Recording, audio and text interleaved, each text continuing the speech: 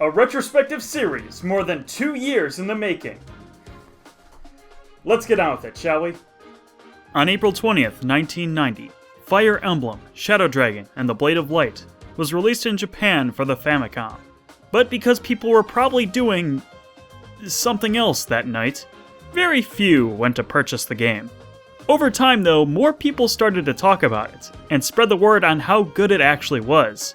Suddenly, Fire Emblem became this pretty big deal, and the series would continue from there. Oddly emblematic of how the success of the series would be defined by future titles.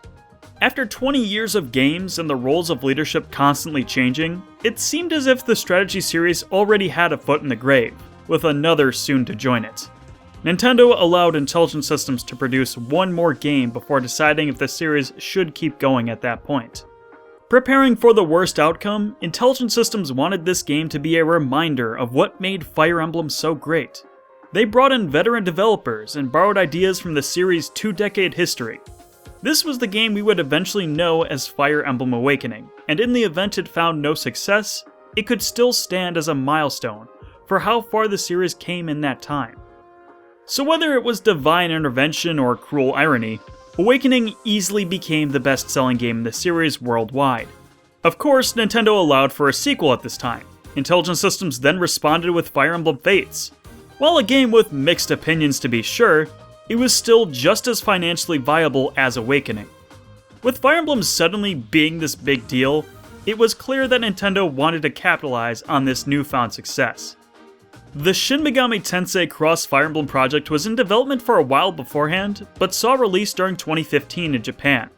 While not the game fans of either series particularly wanted, it's been steadily growing a cult following ever since. In 2017, 3 games were released for the Fire Emblem series. The first being Fire Emblem Heroes, a smartphone game that played to the strengths of the series. Towards the middle of the year saw the launch of Fire Emblem Echoes: Shadows of Valentia, a from-the-ground-up remake of Fire Emblem Gaiden, the second game in the series.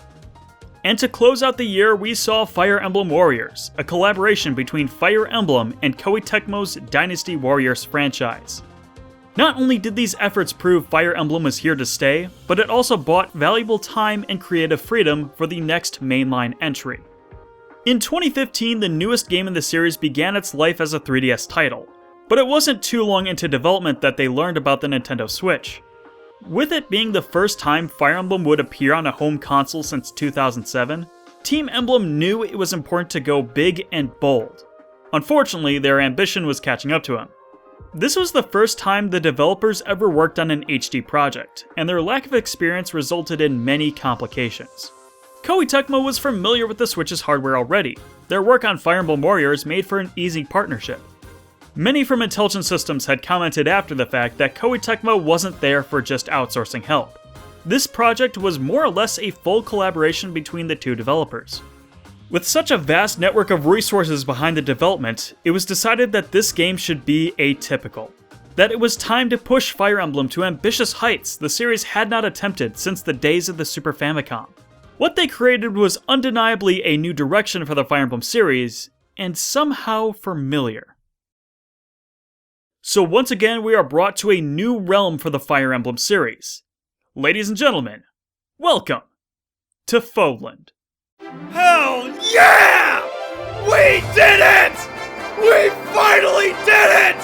After 12 years, we finally have a continent name again, baby!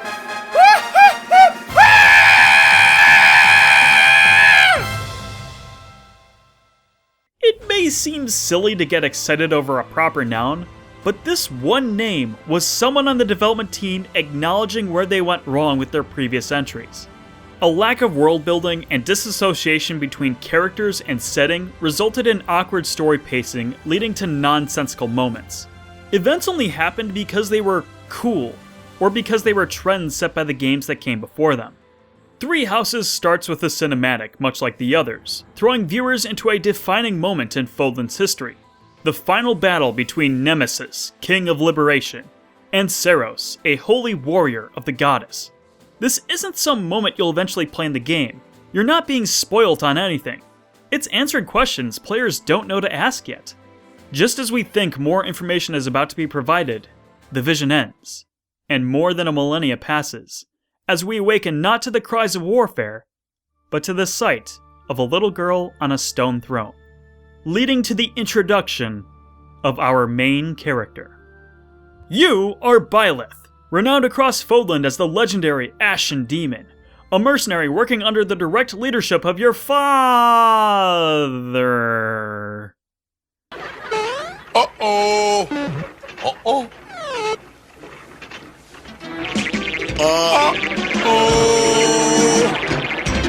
Byleth is a man with no past. Meant to be the self-insert character of this game, you'll naturally formulate your own history for the character while playing. The interactions with the young girl that calls herself Sothis gives us the establishing information on who Byleth is, while upon waking up, we learn about the people closest to him, and his role in the world. Unfortunately, there's no time for kumbaya with Pops. 3 young students have been chased by bandits and have been separated from their group. Geralt and Byleth take this as an opportunity for some early morning training. Perhaps not the brightest idea given what almost happens. Call it chivalry, or call it being horny on main, but Byleth steps in front of a falling axe to save the young girl's life, only for our other young girl to intervene, revealing that Sothis has the ability to turn back time, using the power to save everyone involved. After a successful vanquishing of the bandits in question, it is time to catch up with the people who did ask for our help. Edelgard, Dimitri, and Claude, 3 noble heirs of the 3 respective nations of Fodlan, all students of the Garrag Mach Monastery's Officers' Academy. With the glowing recommendations of one of the faculty members, the mercenary company is then invited to visit the monastery.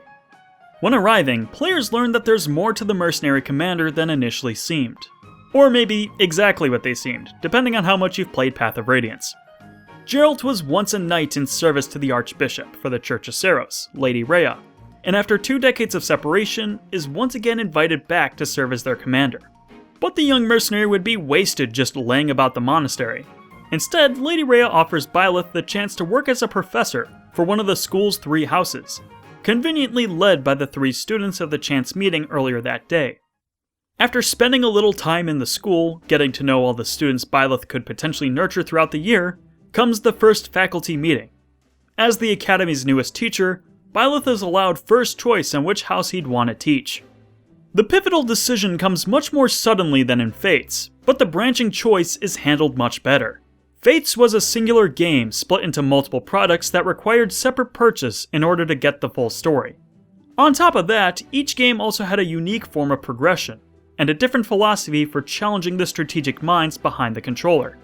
Uninformed players were potentially alienating themselves from the route they wished to play the most, simply for purchasing the wrong copy at their local game store. This is the beauty of 3 houses. It's a simple 1-copy purchase that requires no knowledge of different versions. Despite having 3 variations on the story, all of them follow the same basic plot structure and fight the same battles regardless of which class is selected. This now makes the selection of which route you want to play purely based on which characters made the best impression on you when visiting the students. Once Byleth has made his decision, he'll go and visit the students he'll teach for the year, breaking the ice and officially receiving his title of Professor. Soon he's given a classroom, a dorm room, and finally able to freely live in the monastery. Only a few times has Fire Emblem tried to create hub areas to traverse in its history, but Garrag Mach Monastery is the most fully realized attempt in the series so far. Divided into different areas, each one housing different amenities and students lazing about on the free days. It's most comparable to Fates' My Castle system, though you can't change things to your liking, but you can still freely roam around the different areas, participating in different activities, shopping for supplies, and so on. Take a trip to the local greenhouse to tend the plants, cast a line in the pond to reel in some fresh fish. Then take those ingredients to the cooks in the kitchen. Have a nice meal with the students to raise their motivation for the coming week, or get to know those outside of your class a little better. Head on down to the Amiibo Gazebo, and while you're processing what the lore implications are for having a place named as such in the Fire Emblem universe, put down a figurine or 2 to gain access to a new command you'll probably use on accident more times than you actually intend. Everyone, from your students to the different house members to even Joe Q NPCs, all have fully voiced dialogue that will change as the story progresses. It's almost like having 30 mini-base conversations, giving perspectives on the events that will happen over time. While definitely not the same as the Tellius games, the spirit is still there, and it becomes an appreciated return for something that really hasn't been with the series since New Mystery of the Emblem. Most people just have nothing to report, but there are a few faculty members who will be willing to spend time to train with Byleth in skills he may not be proficient in. Others may have something to ask of you. Quests will frequently pop up that are in need of completion. It may involve running around as the monastery's errand boy to deliver items, but others could be mercenary contracts you'll be rewarded handsomely for completing. The combinations of these different elements echo the feelings of playing more traditional RPGs, such as Dragon Quest. After you participate in different activities, you'll gain professor experience, and after gaining enough, you'll level up, increasing your monthly salary as well as learning how to efficiently manage your free time, allowing Byleth to complete more tasks in one day.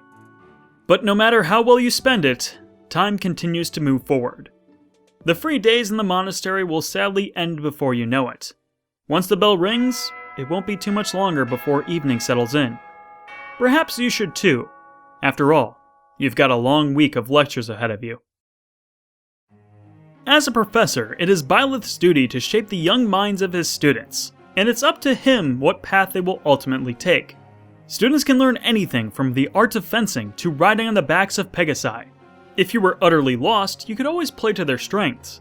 Listen to the suggestions of the students and how their ambitions might differ from your own.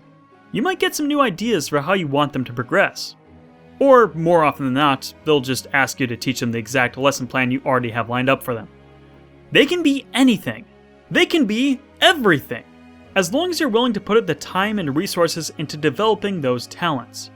Students will naturally learn whatever their goals are set to throughout the week. But if you have some free time, and as long as they are motivated to learn, you can initiate one-on-one sessions to attain greater focus in their desired paths. As students gain proficiency in each skill, they will eventually level up in those categories. This will open up different passive skills they can equip. But there's only so much you can learn in a classroom. After all, theory only takes you so far. Knowledge requires practice to achieve mastery. So take some of your free weekends instead to bring the students out to battle for practical experience. The combat mechanics as you know them have remained mostly unchanged. There is still a square grid and the same flow of commands that have been present since the first game. That said, other games in the series still took this exact formula and toyed with the underlying mechanics to create games that felt way different. Way back in my retrospective episode for Gaiden and Shadows of Valentia, I made the proclamation that some Fire Emblem games are less about strategy and more about managing your tools and resources. Hence why I called the game a management RPG. That is not saying that strategy has no place, just the same as there was still micromanagement in every other Fire Emblem game. Such a radical departure from the formula would have been shocking if Intelligent Systems hadn't already been preparing players for the change. This is exactly why Gaiden got a remake in the form of Echo's Shadows of Valentia a few years earlier.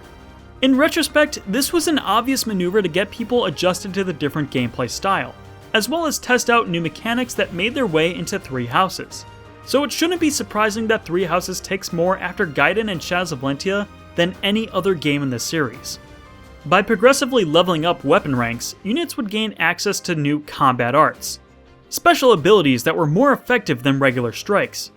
Once it was learned, it was permanently tied to the character and can be used with any weapon type of that same variant. The trade-off is that you can only have 3 combat arts equipped for battle. It's a much better way to balance out the system rather than strictly tying it to certain weapons. The magic system also took inspiration from Gaiden as well, but Three Houses put its own spin on the concept.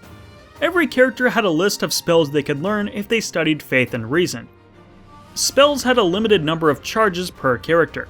For example, Heal has 10 uses, and once you deplete all 10, you can't use that spell until the next chapter. It was a resource the game encouraged you to use, but limited what options you were able to have in battle. I applaud Intelligent Systems for trying something unique that serviced the classroom segments of the game. In addition to weapons, units could also have a unique accessory. This is different from where units had to choose between weapons or accessories, but with the modern equipment system of the newer Fire Emblem games, this was a change that made sense in context. Shadows of Valentia was also the first time Fire Emblem saw a rewind mechanic. At the press of a button, it allowed for players to go backward in the turn order to any point in the battle and correct any mistake made. I liked the idea, but I posited that it was a little too overpowered and listed a number of balancing suggestions that could make the idea superb. Clearly no one at Intelligent Systems or Koei Tecmo watches my videos, because they brought it back as Divine Pulse and made it even more broken than ever. But what I failed to realize before is with such a tool present in this game, is that it can provide certain strengths for a strategy game. What I've noticed about Fire Emblem is that combat becomes its most engaging if you push yourself to be daring. The problem is that players will opt for the safest possible strategies, since the risk of permanently losing units is so high. So having a safety net allows for players to try interesting maneuvers they would not dare to attempt. Any way to subtly encourage players to dance with death but not feel like they'd be too punished if bad outcomes occur is something that I do encourage. Just please, Intelsys. Please, please, please keep the mechanic in check next time. 3 charges is all we need for the whole game, don't overdo it. But while a lot of tools in this game are returning from previous entries, Three Houses wasn't afraid to introduce its own combat mechanics as well. Three Houses created a new weapon type for the series' playable characters: gauntlets. That's right, as in things one might use to punch people with. Brawler-style classes were something I've always wanted to see in the Fire Emblem series since I started playing these games, so to see that vision finally realized is surreal for me. The weapons themselves aren't that strong, they have the lowest might values in the game, but as a trade-off, they have a built-in brave effect on player phase. So by putting them on a strong fighter, they could be valuable tools to take down a particularly threatening enemy. Battalions also make their debut in the series. Entire groups of soldiers that evoke memories of Intelligent Systems' War series. By assigning one to a student, they could passively gain or lose stats, but can be leveled up more as battles are fought. However, battalions are most known for the different commands they can perform, otherwise known as gambits. You can use them to immobilize a row of enemies, move bosses off of healing tiles that gave them the advantage in combat. Or maybe you'd rather support your allies, giving them group healing, or my favorite, the stride boost, or as I like to call it, Whee! Depending on what command the group is proficient in, they can also target multiple squares on the grid in front of them. So even if you aren't directly targeting an enemy, they could still get hit from the maneuver. Their effectiveness is also enhanced by the new statistic introduced in this game, Charm. The more charismatic the leader, the more they will inspire successful maneuvers. You may notice some of your students have crests. It's like a weird mix between Holy Blood from Genealogy of the Holy War and personal skills from Fates. Crests in the story are contextualized as the super awesome blessing that continue to be passed down through generations of Fodlan. On their own, however, crests can randomly activate during battles, giving various boosts depending on the crests that are used. It's like a critical hit. It's something you can't ever rely on happening, but a neat bonus when it does occur. Of course, we should talk about a series staple feature, the weapons triangle. Viewers who have watched my Fire Emblem videos but have yet to play the games for themselves may be curious on my thoughts for the system. If you recall my video on Fates, you may remember my belief that it perfected the weapons triangle. So to improve the game ever more, Intelligent Systems made the interesting choice of taking it out altogether? What? Why on earth was this done? Some critics of this game have brought up. That's because this actually serviced the gameplay much better. The weapons triangle was gone, but so were weapon restrictions. Myrmidons could use bows, fighters could use swords. With the ability to hard counter such a system available at all times, having weapon advantage would be redundant. But even more than that, this was probably done to not invalidate your progress in the classroom. If you wanted someone to build lance rank, since that was their strength, you can. Realistically, this also makes sense. If someone knows how to use an axe, why should they not just use axes? Certain classes will offer bonus weapon experience for using certain types of weapons, so the game still incentivizes varying up weapon types for the cast without it being a hard requirement. Now there are still some restrictions. For example, you can't equip gauntlets on mounted units. Although you should, because that sounds freaking metal! With a few levels under everyone's belts, they can finally start taking up different roles. There were 4 different classes students could choose from, and then further specialties would unlock as they gained more levels. Characters didn't have set paths with 1 or 2 promotions. Upon promoting into a beginner level class, they weren't suddenly locked out of all the other options they originally passed up. They could instead continually go forward and back on the classes they mastered. By fighting with a certain class long enough, they would even gain mastery skills that could be equipped on the character, and used in any other class. Overall, it was less of the class divisions Fire Emblem had seen previously, and closer to the job system as seen in Final Fantasy III or Bravely Default. And because of that, it opens up an immense number of options for players, and not always in immediately obvious ways. Perhaps you are training someone to be your cavalier for the game, but notice that they're somehow getting pretty insane magic growths. So instead, you could try them out as a magic class. There are then two outcomes. A, they turn out to be really effective and decide to keep them in that class. Or B, you aren't satisfied with the output and bring them back into Cavalier. No matter the result, this wasn't a waste of time. If students wanted to take up more advanced classes, they needed to study different weapon types and proficiencies. So you could then use the experience in both black magic and horseback riding to eventually class them into a dark knight, having the advantages of both. It doesn't need to be that specific either. If you had a chapter where you deployed into a desert, it will have been to your benefit to have characters learn to be mages or flyers as a backup option, if that wasn't what they were already classed into. Acquiring these classes was an interesting change too. Instead of just having the level requirements in a master seal, there was an additional layer of RNG that determined if whoever was taking the test would pass or fail. In order to assure that students could learn their certification, they would need to be knowledgeable enough in certain subjects to successfully pass. These weren't hard requirements though. You could still take an exam even if you didn't meet the prerequisites, and leave it up to chance if you would be able to pass. Hey, it's what I did when I was in high school. Now I'm just reliving the past vicariously through video games. This allowed you to gain access to certain classes faster than you would otherwise be able, or towards the endgame would be a rather unfortunate necessity to have the most options available. Master classes were only available if you made the most of your planning and got students to make the most of their lessons. And sometimes you may need to set people on a different path temporarily until they have some skills they aren't inherently proficient in. These highest tier units are favored to mounted units, in particular horseback classes. Wait a minute. Horseback units being the most broken classes in the game?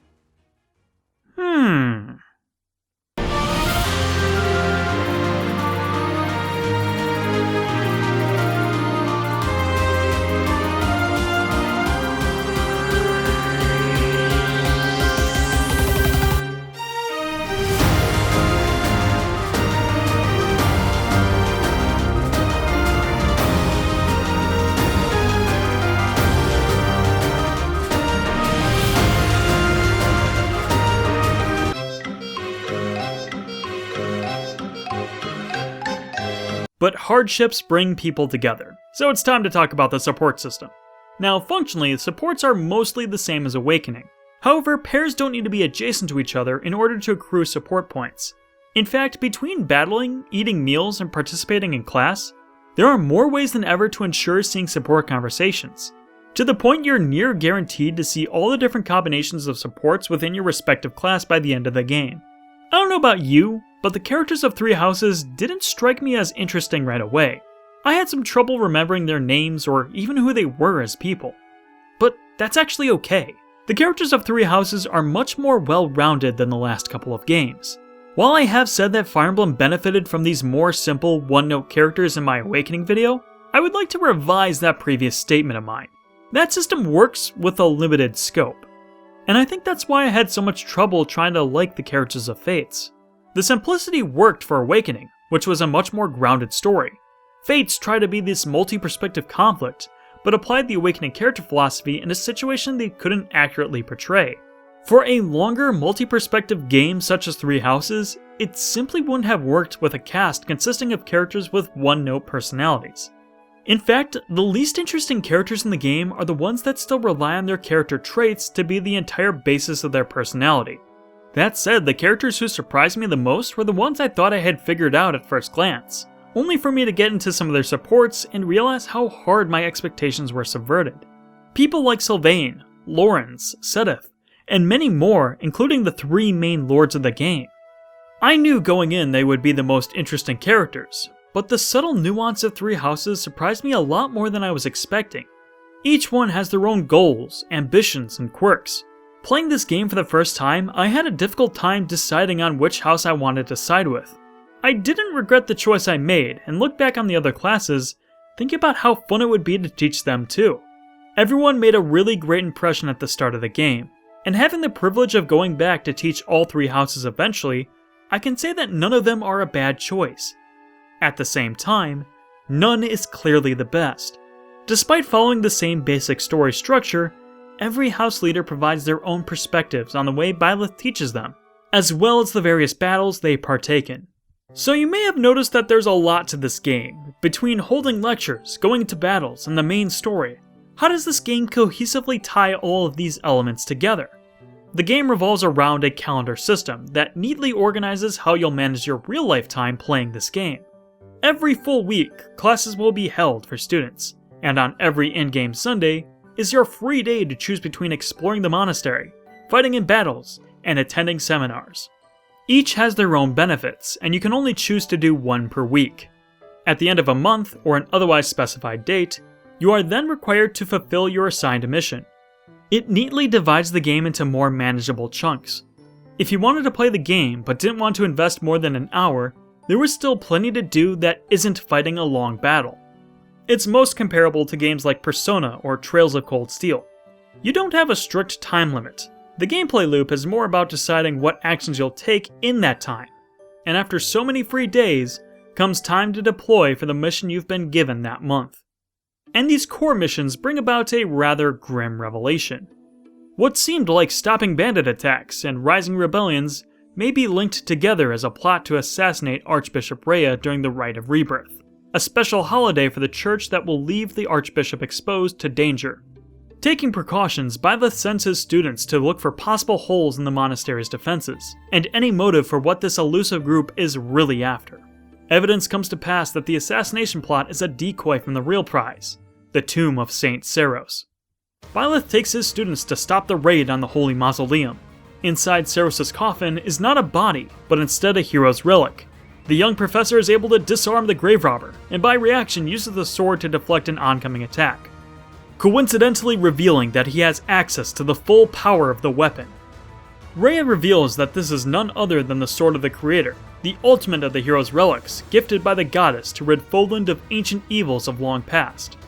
Originally wielded by none other than Nemesis, King of Liberation. Many mysteries are now brought to light by these events. In order for a hero's relic to be used, it requires a corresponding crest stone inserted into its gem slot. After doing so, anyone who bears a crest in their blood can use the weapon with no side effects. If you bear the corresponding blood crest, you'll be able to access the weapon's full power.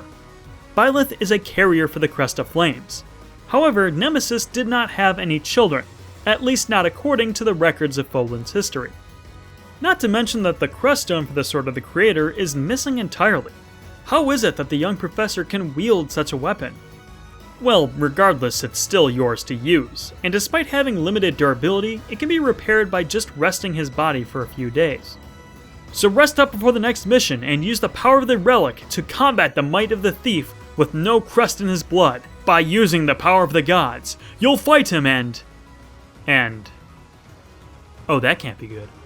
Monsters make their return in 3 houses, and this is by far their most threatening inclusion to date. In previous games like Gaiden and Sacred Stones, monsters were nothing more than enemy units. Had the story been rewritten to make them just human enemies, you would have felt no difference. But monsters in 3 houses are big, and by big, I mean spacious. They take up at least 4 squares on the board, and are even surrounded by a protective barrier that is extremely difficult to penetrate without taking loads of abuse. On top of it all are devastating area of effect attacks that can crush an entire army. The moment you think they're down for good, they only come back stronger than before. For this reason, you'll need a plan to deal with them. Those previously mentioned gambits are really going to be your friend. And this is probably where you'll notice that by surrounding an enemy with your own allies, the effect of the battalion is boosted. Their wide attack range can break the entire shield. Doing so will grant you rare materials that you can use to repair and forge new weapons. Monster encounters were some of the best parts of 3 houses. It created a problem that couldn't be easily cheesed by having one overpowered character. You needed strategy, tactics, and resolve. Returning to the monastery, there's a lingering fear in the air. There's a lot of questions that no one is trying to answer for Byleth. Not Geralt, not Rhea, no one. How is it that Byleth is using the most powerful of hero relics without its key? Will he turn into a great monster like the mission's targets? Will he instead become like Nemesis and somehow be corrupted by a power he isn't able to wield? Why is the character I'm playing named after one of the 13 demons in the Lesser Key of Solomon? So many pressing critical questions just being responded to with, "Just have faith, my child." Well, faith is a difficult thing to carry around when bad things progressively happen around the monastery. A little girl and younger sister to the Archbishop's right hand has gone missing without word. To give the class a little break from combat, they are instead tasked to investigate where the girl has gone. Following some clues, you find out that the faculty has been displaying rather suspicious behavior. When going to their room to make a confrontation, one of the other professors of the academy has suffered a stab wound, and a passage is found to the rumored abyss of Garrag Mach. Your house leader takes responsibility for getting the professor to the infirmary. After taking down the enemies that surround the area, the Death Knight retreats at the orders of another mysterious figure, someone who calls himself the Flame Emperor. So now we know who our villain for the game is. I wonder what devastating acts will be up his sleeve in the future. Kill! Kill!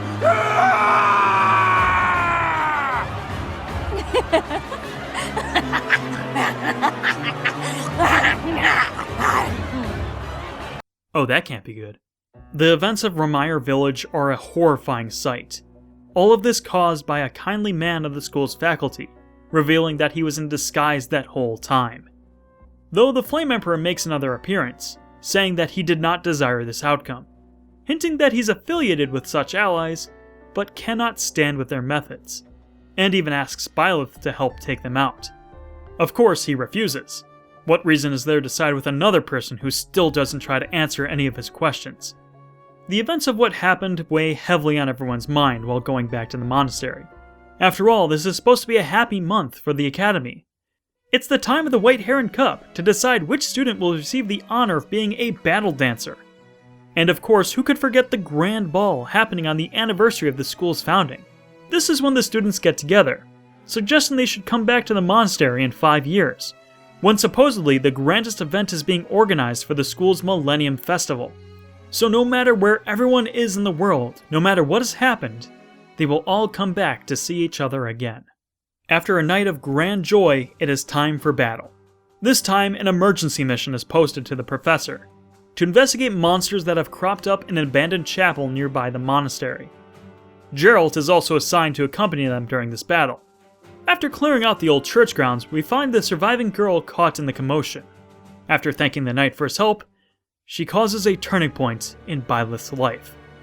The professor, using his borrowed powers once more, tries to save his father from an untimely fate, only to fail at another villain's intervention. Well, I guess we should try Divine Pulsing again, and... No? Are we just gonna... Okay. The grizzled mercenary apologizes for letting his son down, only to be moved, seeing the first time Byleth has ever cried. Able to pass on comfortably, knowing that his son actually did care for him all this time. Geralt's death, while a little sudden in the moment, was actually fairly well handled.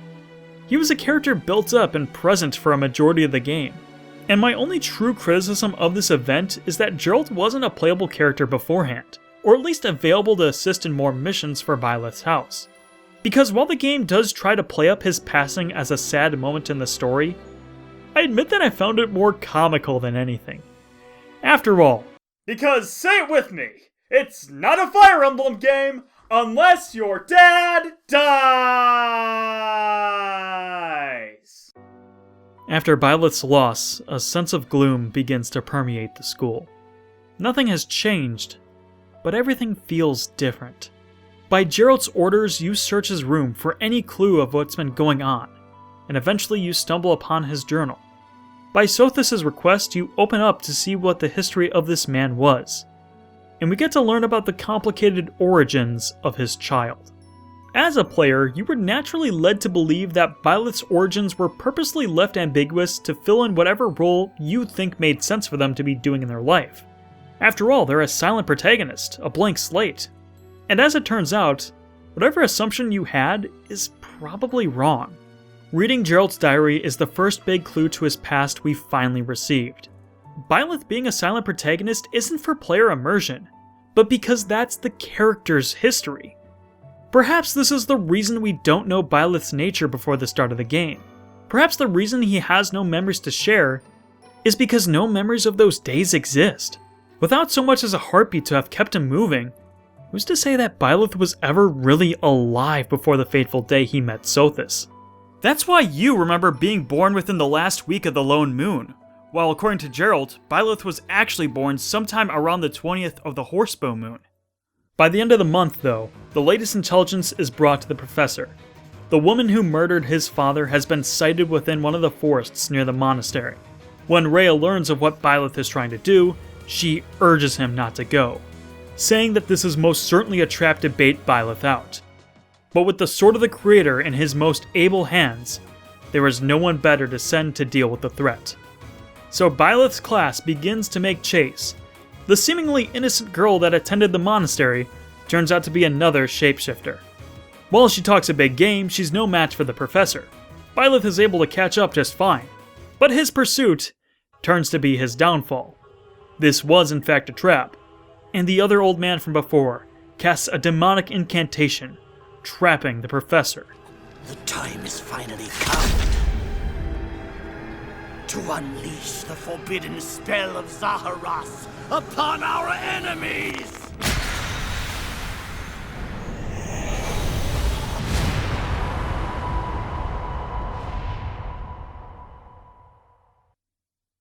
Oh, that can't be good.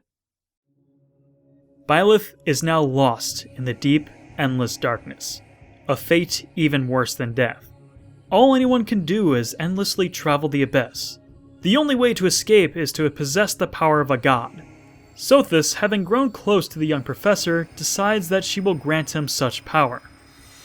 She completely merges her soul alongside Byleth, and will walk with his every step. Now Byleth possesses the full power of the goddess that created Fodlan.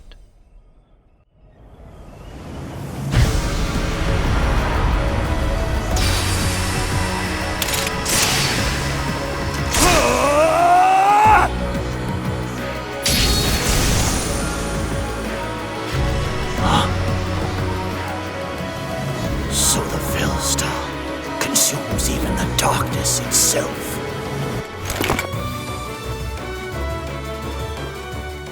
Now using this power to eliminate the rest of his enemies. Those who slithered in Garrag Mach's darkness are no more.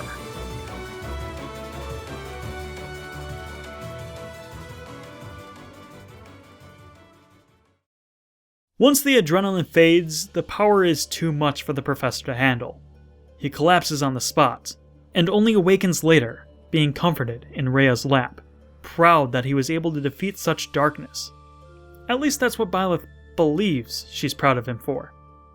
After some rest, Rhea says that Byleth will not have a mission for this month. Instead, she would like him to take his class down to the Holy Tomb, the resting place of the goddess. It was there the holy warrior Saros of legend received a divine revelation after sitting on her throne. So perhaps if Byleth sits on the same throne, he too will receive a message. Going down into the monastery's depths are rows of coffins leading to a stone throne, atop a large flight of stairs. There is no mistaking what Byleth sees. This is the same place his visions with Sothis brought him. After being told to sit on the throne, Byleth does, to no perceivable effect. Something that upsets Rhea in particular. This mysterious moment is quickly interrupted. The Flame Emperor has followed the class into the Holy Tomb, with the objective of collecting the various crest stones from the coffins. Angered by this transgression, Rhea orders Byleth to protect the Holy Tomb at all costs. After battle with the Flame Emperor, his armor gets damaged and the mask he wears falls, revealing her true identity.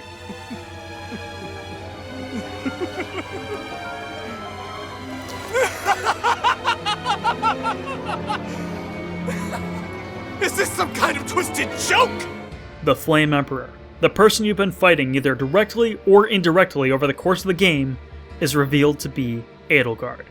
a person who is potentially your own student. After halting her advance in the Holy Tomb, Rhea then gives her command. Professor, kill Edelgard at once. She is a danger to all of Fodlan. Such a rebellious heart cannot be allowed to keep beating.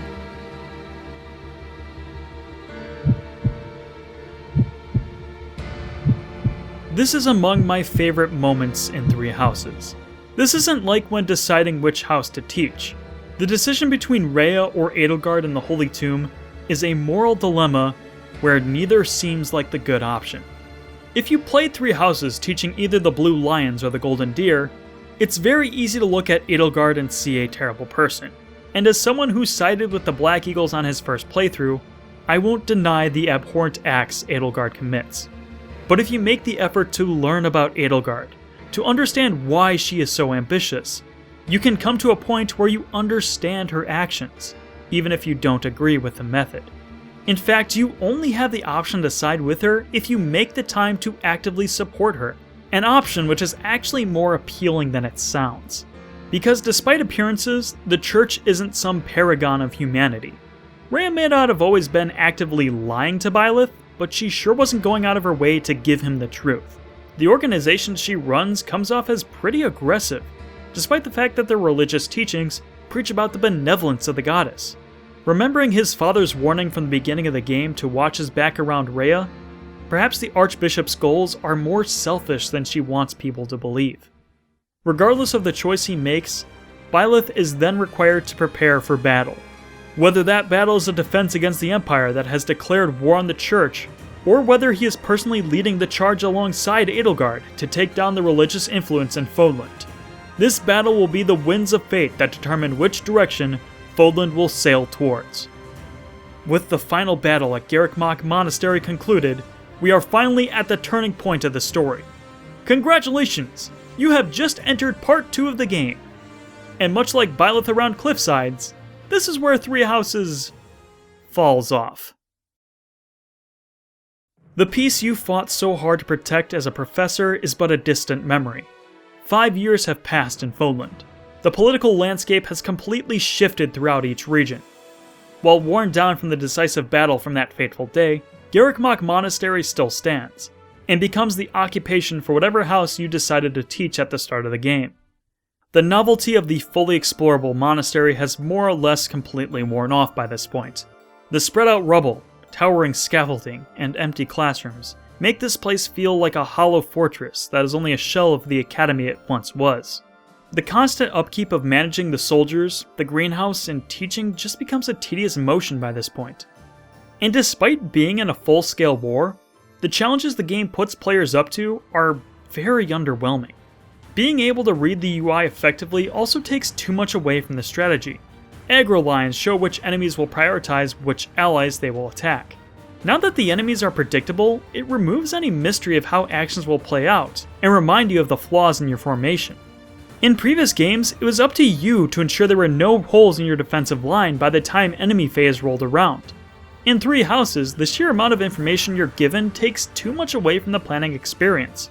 While admittedly undesirable, it's interesting to see enemies notice a weak point that you didn't account for. And by this time, the relative strength of your characters are so high it doesn't matter what enemy you're up against. A majority of your units can probably one-round kill them with ease. Since you can make almost any team composition you wanted, the difficulty curve can't account for the infinite possible combinations players raised up throughout their playthrough. Since the game can't accurately predict what team composition you're likely to have throughout the game, it has to make concessions through its difficulty curve so that you aren't soft-locked in any given chapter. The longer the game goes on, the more it becomes out of touch with your army's relative power level. It's not that gambits are useless, but needing to halt enemy progress or spread damage amongst a group is no longer necessary when A.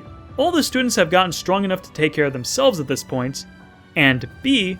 putting gauntlets on someone to do 16 times 4 damage is just as effective as anything else. And the challenging maps of Part 2 are freaking awesome! Chapter 17 in this game is amazing! Crimson Flower's Field of Revenge is one of my favorite chapters in any Fire Emblem game to date. There's so much pulling the player's attention, and immensely dangerous threats coming from multiple directions. I was terrified when I played this chapter. Similarly, the Blood of the Eagle and Lion is an equally draining chapter for the same reasons. A reprisal of one of Garrag Mach Monastery's long-standing traditions turned into a real battle where stakes are actual human lives. 3 factions that had experienced joy and hardship together are now being ripped apart by the ideals of those leading them. The game was conveying a feeling of senselessness and misery. I was broken by how pointless the battles were, especially when the death counters of both allies and enemies starts rising drastically. Oh, sorry, scratch that. I meant to say when the death counter of just your enemies starts drastically increasing. By this time, you get more Divine Pulse charges than you can count. It turns from an interesting mechanic to offset poor outcomes and push yourself into risky maneuvers, into a reliance that just gets abused at every time a mistake is made. Divine Pulse can be a good idea, but it almost feels like designers think players won't like the game if they don't have the option to offset the challenge. I mean, it is limited, but unless you're intensely bad at strategy games or deciphering information, you don't need 17 charges to redo any part of the battle from any point. And it's such a shame that Three Houses becomes such a slog to play through by this point, because it really tried to offer something up unique for the story. Fire Emblem Three Houses has quite possibly the most thought through and fleshed out narrative in the series, far surpassing its samey Shadow Dragon clones, and rivaling the turmoil experienced in titles like Genealogy of the Holy War. I mean, heck, Three Houses might as well just be a loose retelling of FE4. But there is a problem the game suffers from. If all you do is one playthrough of the game, you will never know how deep the story is. If you were to humor me for a minute and answer this question, who is the main character of Fire Emblem Three Houses?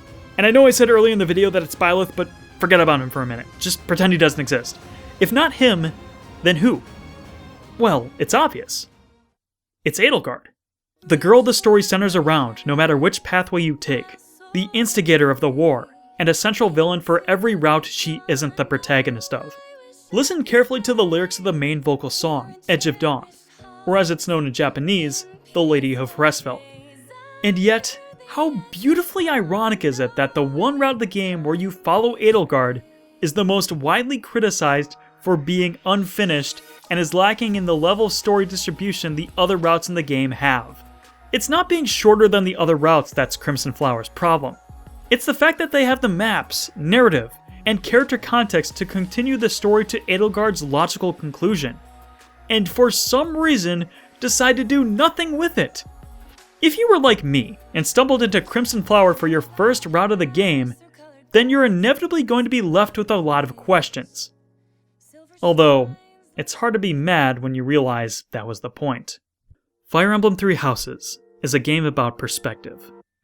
I love all of the main characters of this game. Despite being on opposite sides of a continental war, they aren't so different. The tragedy of Fodlan is that in a more idealistic setting, these heirs to the throne could have been friends. But Fodlan is far from ideal. The victors of war continued to bend history in a way that furthered their own agenda. Others will introduce lies that only add confusion to an already false truth. And some may never care to communicate and sympathize because of being blinded by hatred. You'll never truly be able to understand a war by looking at it from one side. To label Edelgard as an irredeemable villain while at the same time bowing at Rhea's feet to get a sniffling of her exonerated toes is doing a disservice to both characters. And is also just really freaking creepy. Come on, people. As their teacher, you have the unique ability to reach out. You can save people from going completely down the path of darkness. Yet, you're only one person. And being there for one person means you can't be there for the rest of them. The choices you'll make will only allow you to see one perspective. But even if you knew all the answers, it can't stop people from dying. It can't bring people together as friends. And when your choices become irreversible, all you can do at that point is to let go and walk with your head held high in hopes that the choices you made were the right ones. This same argument has been made time and time again across the years. Both sides are at once right and wrong. If we could just accept each other and make mutual concessions one step at a time, perhaps Who knows if that's even possible?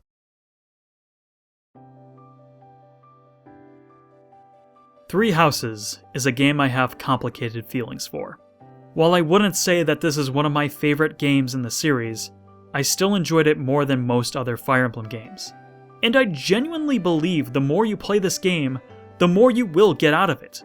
The multiple routes of this game is easily the game's greatest strength and weakest link simultaneously. With there being no true canon pathway, it's up to players to decide for themselves which ending had the best outcome. In that aspect, Three Houses executes the concept even better than Fates. The core problem is that it doesn't have an equal story distribution for its content, putting many players at risk of not receiving what they feel is a satisfying story. If Three Houses was a more classically styled Fire Emblem game, if it was only one route that every player experienced the same way, they could flesh out that one story. They could give greater focus to the roster of characters. They wouldn't have to worry about making cutscenes most players would never see. Considering how disappointed I was with my first playthrough of Crimson Flower, and thinking how much better my perception of the game might have been had I played another route first, yes, I can say that these branching narratives aren't what I want the Fire Emblem series to turn into. To their credit, this was a significant improvement over their last endeavor, and maybe if they are given the proper time and budget, then they can successfully accomplish that vision in a way I would be satisfied with. But I think back on Awakening. I think back on the Radiance games. I think back to Shadow Dragon. I think that there's a lot of value in one simple but fantastic game. Intelligent Systems, Koei Tecmo, Nintendo, whoever is going to be involved in making future Fire Emblem games.